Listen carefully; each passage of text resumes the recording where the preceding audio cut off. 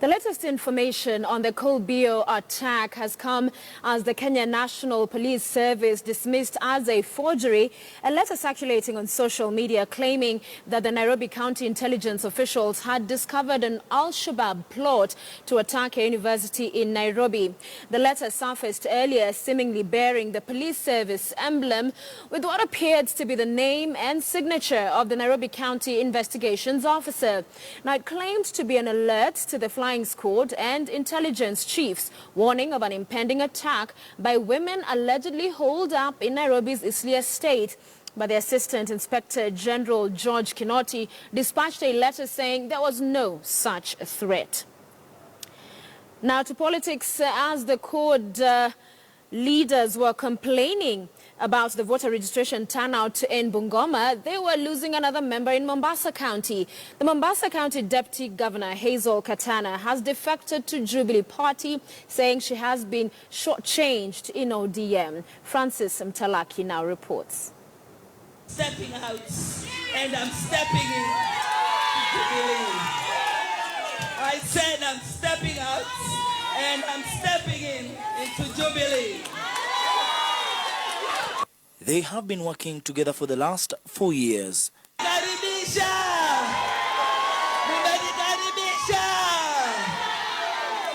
Now, Hazel Katana, Mombasa Deputy Governor, has decided to shift gears. Ile kasumba iliyokuwa pale ndani, hajui chochote, hafanyi chochote, ni mvivu, ni mfedhuli, hajitambui, hajijui, tumembeba, sasa hana shukurani. Hapana. Mimi ni msichana mwenye shukurani kuu, na nimetembea kwa ujasiri, na nikasema nikifanya uamuzi ni kwa kuwa hata mimi nitakuwa nimesema hii miaka 5 nitaendelea na mambo haya ya kusoma magazeti matatu kila asubuhi. Hapana. So I'm stepping out and I'm stepping in. Hazel Katana maintains that she wasn't appreciated in the circle of ODM leadership, a key reason for her decision, and tonight is the best night. Leo nitalala usingizi fofofo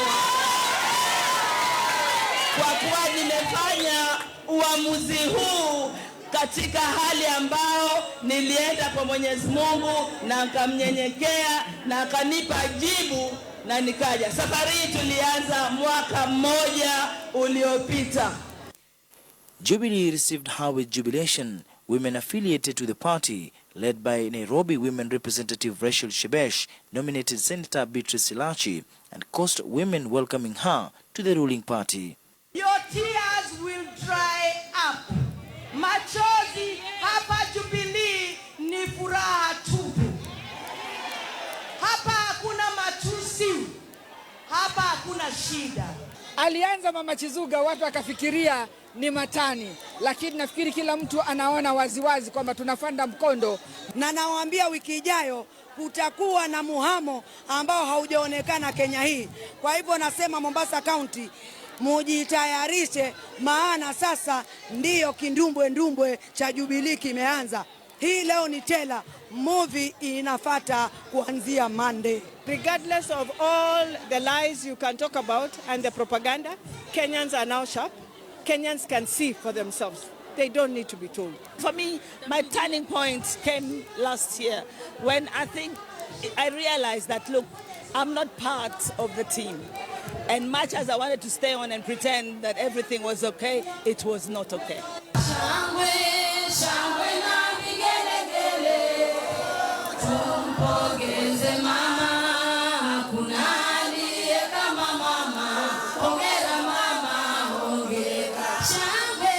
Hazel Katana is now eyeing the Mombasa senatorial seat, but the begging question will be how will she be able to work together with Governor Ali Hassan Joho for the remaining 6 months. Let them respect my decision.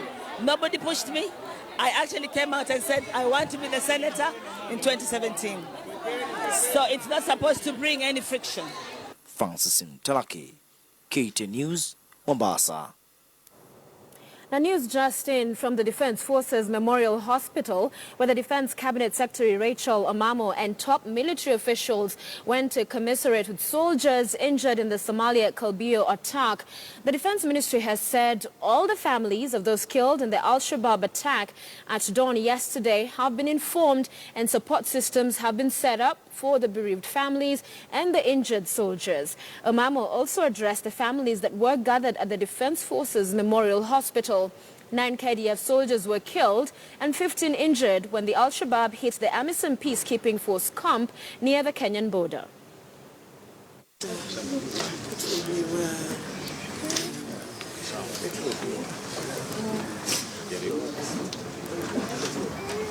We have staff here to support you.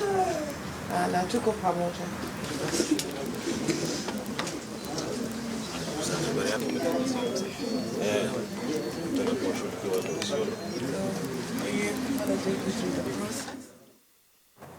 Deputy President William Ruto today commissioned the first tarmac road and power project in Turkana North constituency. Ruto said people of Turkana North could now boast of its first tarmac road and power supply project courtesy of the Jubilee administration. He said infrastructure development and provision of electricity was key to the improvement of the country's economic growth. Speaking at Lokitang Stadium after commissioning various development projects, including the Todonyang Lokitang Kalokol Road, during his second-day tour of the county, Ruto said the projects would go a long way in opening up the region to the rest of the world. Hey, Jubilee, Turkana East, Turkana South, na leo tumekuwa Turkana North, Turkana West. You can see the state of affairs in this county. It is completely sad. How can it be that in the year 2017, Lokichogyo, watu wanne wamekufa kwa sima kutafuta maji? In this day and age, when we are getting 10 billion kila mwaka, time is 5 years, 50 billion, ongeza na UNDP, ongeza na local revenue, 60 billion imeingia katika county. Turkana County, na tumekubaliana na wao ya kwamba wiki ijayo tunatuma hapa bunduki zingine 1,500 ya Kenya Police Reserve. Tutakuja kusaidiana na askari polisi walio hapa kuhakikisha ya kwamba kuna usalama wa kutosha ya wananchi wa hapa, mali yao, watoto yao na biashara zao. Unaelewana? Hiyo tayari tumemaliza.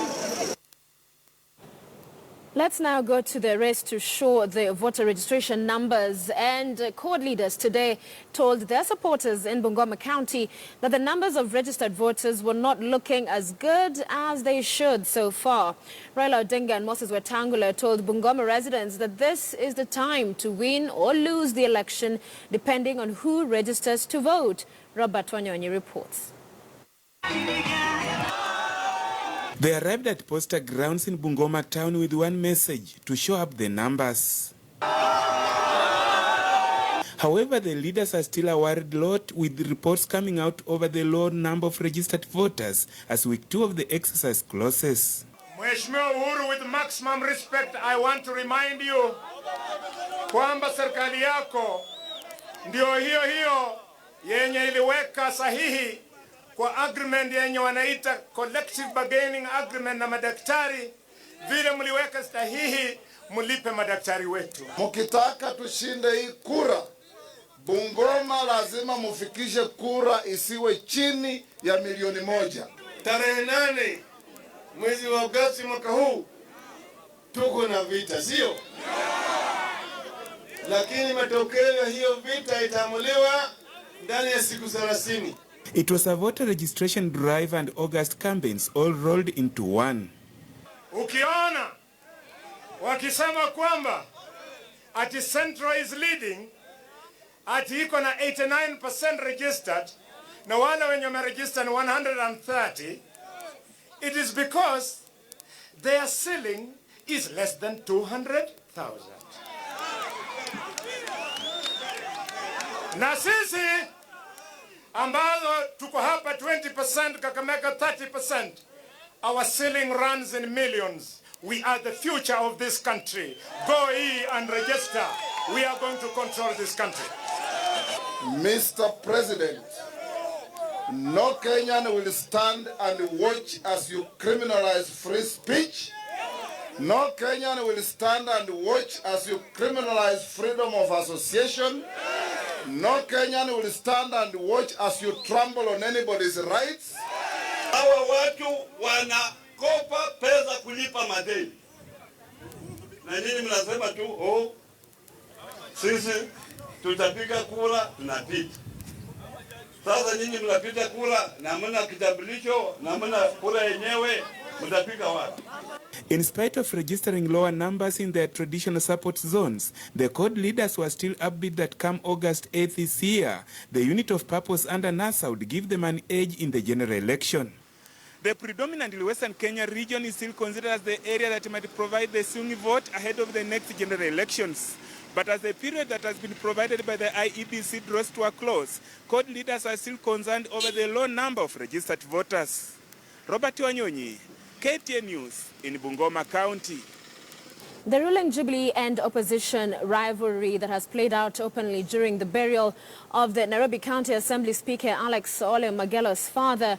The two camps clashed over underdevelopment in Masai Land, even as Interior CS Joseph Nkaiseri took a swipe at CORD for always crying foul, insisting their opposition would never win the general election.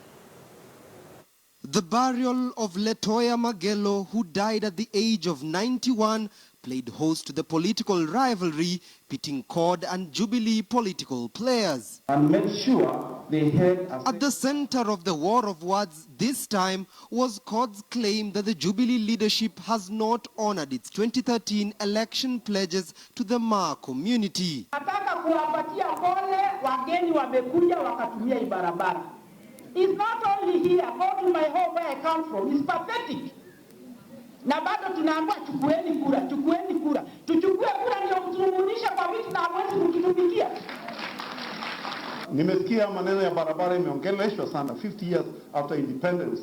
Alex Raila ameniambia nikuambie wewe na Wamasai wote that after August barabara itatengenezwa. And not even Interior Cabinet Secretary Joseph Nkaiseri was let off the hook, with opposition leaders insisting that he has failed to champion the development agenda for the Maa people. Kiongozi akitolewa na Mungu. Mungu huwa anampatia hekima na pia anampatia ndio Masai Mungu, ili uweze kutajirisha jamii yenu au uifanye maskini. Basi ninyi wale ambaye Mungu wako saa hizi mumefanya sisi wote tuwe maskini. Asante sana. But Nkaiseri, not one to shy off political matters, responded promptly. Saa hii ni saa 10 na dakika 2. Look at your watch. 4:03. There will never be a time called Itashinda Jubilee. The political animosity between the two camps has escalated since the mass voter registration kicked off 2 weeks ago, with each camp exuding confidence to carry the day come August the 8th. Timothy Otieno, KTN News. All right, so you've just had the CS and Nkaiseri Interior there saying that CORD will never rule and that Raila Odinga always cries foul. On our Saturday night's poll, just to remind you, we are asking whether you think Interior CS Joseph Nkaiseri's statements are befitting of a security minister. Let us know what you think, and we will read out some of your views tonight. Tweet us at KTN News, KTN Kenya, or you can tweet me directly at Sophia Wanuna. In other news, on Monday, Kenya's Amina Mohamed comes up in an election to contest the chairmanship of the African Union Commission. And she says she is confident the seat will come to Kenya. KTN's Duncan Hayamba reports from Addis Ababa, Ethiopia.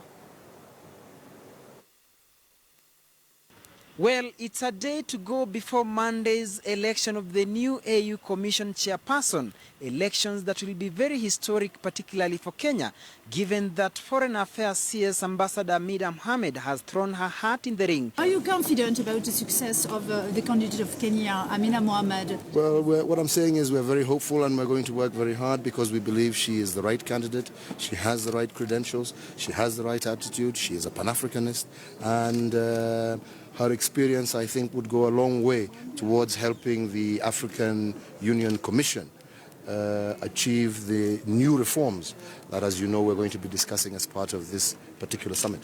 However, there is a new twist that has emerged that is now throwing the entire lobbying process into confusion. The Kingdom of Morocco has applied to join the AU as the 55th state, a matter that is now confusing teams that had lobbied specific members. A neighboring country to the Kingdom of Morocco, Sahrawi Arab Democratic Republic, has vehemently opposed that Morocco should not be allowed to join the AU, at least as of now. Of course, we had to ask CS Amina Mohamed what the inclusion of Morocco might mean to the entire voting process. No, it's an issue that has to be discussed by the heads of state, and I think we should allow them the space to actually discuss it and agree a way forward on it. Be that as it may, intense lobbying continues. Recognizing the fact that the East African region has never had an opportunity to have a chairperson of the Commission. So I think those are mitigating facts that should work strongly in favor of Kenya's candidate. But for Kenya, it seems the election is very critical, given that it has invested a lot of time, resources and lobbying to ensure that Ambassador Mohamed carries the day. We have considerable support. But as you know, you need a 2/3, a majority to clinch the position. Well, we will be keeping an eye to see the last-minute effort and campaigns, or lobbying, if you like, that will be taking place on Sunday. Duncan Hemba, KTN, from Addis Ababa, Ethiopia. You're watching. Now, our reporter Stanley Mbichu has an update that will take many of you down memory lane and reveal the gratitude a family feels when Kenyans rally behind a person who needs help. Hundreds of children gathered in play, celebrations and thanksgiving. In the midst of them is now 4 years old baby Jeremiah Charles Jr. 1 year ago, KTN aired a story of Jeremiah's medical plight that saw one of his kidneys removed immediately after birth. 3 years on, his other kidney, doctors here in Kenya said, was choking, almost giving up on him, and as such, he was forced to use a catheter to pass urine. Ile shida iliweza kuonekana ilikuwa shida ya mblanda, na mblanda ikaweza kusemekana ndio imeweza imekosi huyu hii kidney iweze kuharibika. So mambo ya kidney transplant ilikanzolewa hapo, na wakaanza sasa kutibu blanda kwanza. Wakasema blanda ikiwa sawa, blanda yake ikiwa sawa sasa, na hata hii kidney lazima itaweza kuwa sawa. Though alikuwa ametolewa moja tukitoka Kenya. Sarah Hillman, a Kenyan living in the UK and owns Mama Upendo Children's Home in Kitui, heard of baby Jeremiah's ordeal and flew all the way from the United Kingdom to help desperate Rachel Nzembi raise money that will later see her son travel to India for a surgical operation. 30 minutes after an interview with KTN, men and women of all walks of life donated over 6 million shillings in a bid to rescue Jeremiah. I just want to really just say thank you so much, KTN, because if it wasn't for the way you came in and took the whole issue of baby Jeremiah especially, I don't even know what we were talking about today, because at that time it was quite critical and we needed your help, and you just gave us, you know, every single bit of help you could give us, but just, you know, putting it out there. And it was just amazing the way, you know, the Kenyans, you know, especially responded. You know, I am so grateful, because when I sit back today and I actually watch little baby Jeremiah, you know, I was sent some photographs of him going to school, and that just brought tears to my eyes, because I thought this is a child that we didn't even know whether he was going to actually make it through. Jeremiah is the 6th attempt and the only surviving child of his mother. Years back, Rachel suffered a misfortune of losing 5 children, 3 dying soon after birth and 2 miscarriages. Mimi nina furaha na hakika nimeweza kuona kweli Wakenya wana upendo mwingi. Maana umbali tumefika ni juu ya Wakenya. Pia na washukuru wote na bado tunapoendelea Mungu amekuwa Mungu na tumeweza kumuomba Mungu ndiye ametuwezesha kwa kila jambo tumemtumainia. Jeremiah is now passing urine normally and is attending school here in Kenya but still undergoing frequent checkup to ascertain full recovery in India. Stanley Mbichu, KTN News. All right, you are watching Weekend Prime here on KTN News. We thank you so much for staying with us. So on Saturday night's poll tonight, we're asking you whether you think the remarks that were made by CS Interior, that is Joseph Nkaissery, are appropriate for a security minister. And in case you missed that clip we played earlier about what the CS was saying, he talked about CORD will never win the election, saying that Raila always cries foul before and after every election, but also said that since Raila is a man, he should also, do his thing and steal the election as well and see who will outdo the other. So here's some of what you're saying in response to whether you think those were appropriate things to be said by the Minister of Security here in Kenya. Rauni Mukwana, you say old age is catching up with him. Joshua Ndeka and Nkaissery is the Interior CS. His comments leaves more questions than answers. Amari Jebotuke, you say yes. Nkaissery General, the politician, is a defender of the Jubilee administration. Bramwell Walumoli, he has turned into... Okay, you say something I cannot read on air. Police without knowledge is a potential criminal. Fron Blancori, you say he should be reminded his position as a CS is to sit on the fence and not attack either of the sides. Baya Washington, definitely no. You say General Nkaissery should be reminded that he is a CS of the whole country, therefore he should preach unity. Kip Korir Mayo, you are tweeting. It is also about the soldiers. Expect the list from people who corrupted their way into the forces. Ndagwa, no, his words are parallel to his work. E. Karache, do you think Raila's speeches are befitting for a president to be, is a question that you are posing. And one more, Joseph Gina, stop calling this man CS is all you're saying. All right, stay with us here on KTN Weekend Prime, because when we come back, we still have more in store for you, including in sports news. Later on, we'll be telling you about the Wellington Sevens Day 1, how that went down and much more. Please stay with us.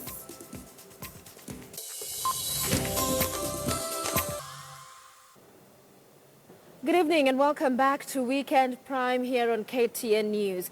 So Kenya's Cabinet Secretary Interior, that is Joseph Nkaissery, made some remarks earlier today that have gotten some people worried. Let's listen to what he said. Nadanganya watu, kila siku tunaibiwa. Sasa kama wizi ndio inazidi, kwa nini wewe hapana iba? Kama hiyo ndio style yako. Kila siku nalia, wizi ya ukura.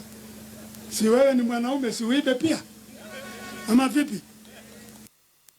Si wewe ni mwanaume, si uibe pia. You've heard him saying there, CS Nkaissery, and we're asking you in our Saturday night poll, do you think Interior CS Joseph Nkaissery's statements are befitting of a security minister? Keep your thoughts coming on KTN News, KTN Kenya, or you can tweet me directly at Sophia Wanuna.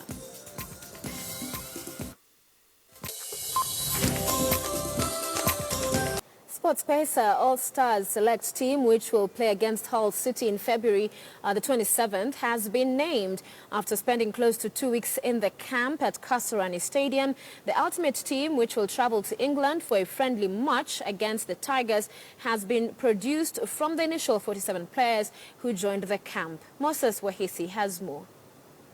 50 players. 16-year-old Joshua Otieno and little-known midfielder Christopher Oruchum are part of the 18-man shortlist SportsPesa All-Stars team that is scheduled to take on Hull City next month in England. The squad also includes veteran midfielder Moses Othiambo, 2016 SportsPesa Premier League Goalkeeper of the Year Patrick Matasi, and last season Golden Boot winner John Makwata.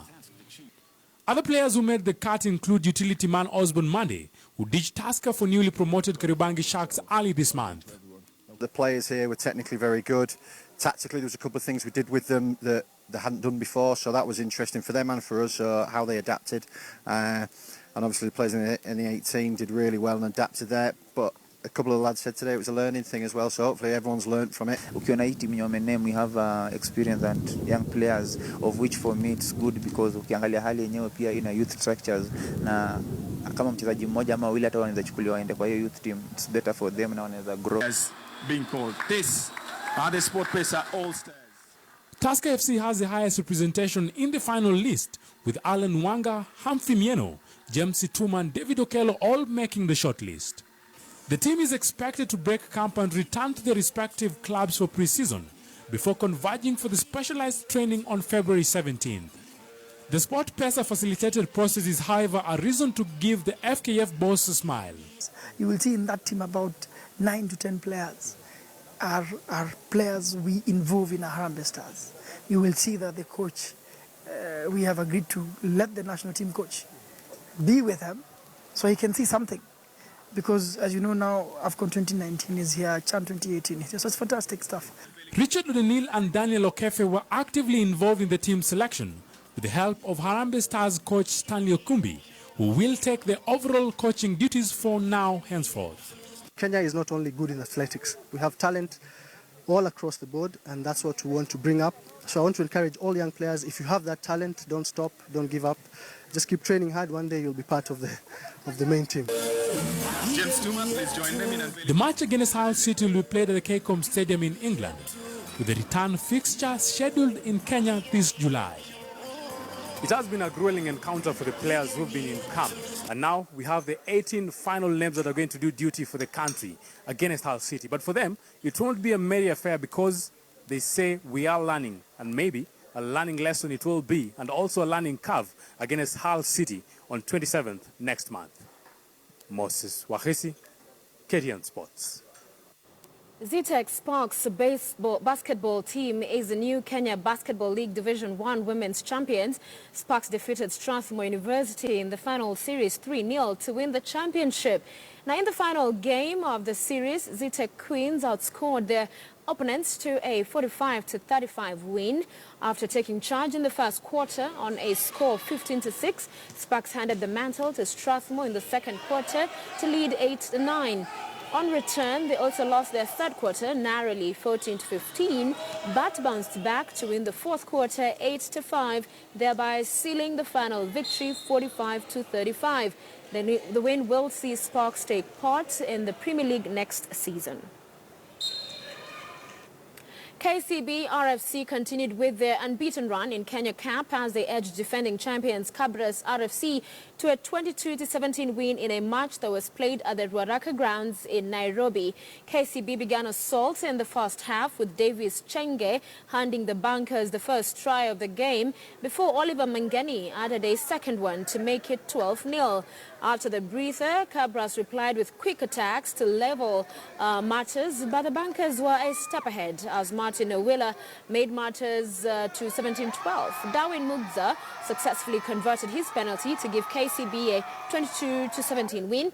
In other matches of the day, Harlequins were 36-26 winners over Impala, while Nakuru were 33-20 winners of Western Bulls.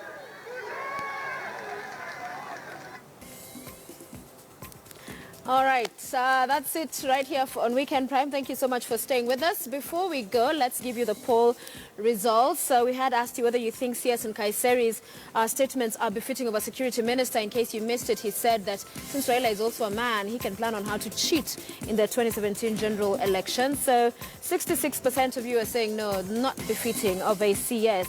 And we have 24% saying yes. 10% you say you don't care. If I may read maybe just one or two before we wrap up. Let me get the Twitter here. We have Mr. Abdurrahman Casemiro saying Kaiseri is the worst sympathizer of the corrupted government. Orlando said that stealing makes one mwanaume is the worst tragedy, and I seek confession from any mouth, CS or not. SN Nyamora, you said no, his utterances are unfortunate. He's a sycophant while the law requires him to be neutral. And many more of your views tonight. We definitely appreciate you taking the time to tweet in. And on behalf of everybody that made Weekend Prime possible, we thank you for watching. My name is Sophia Wanuna. Have a blessed night and enjoy the rest of your weekend.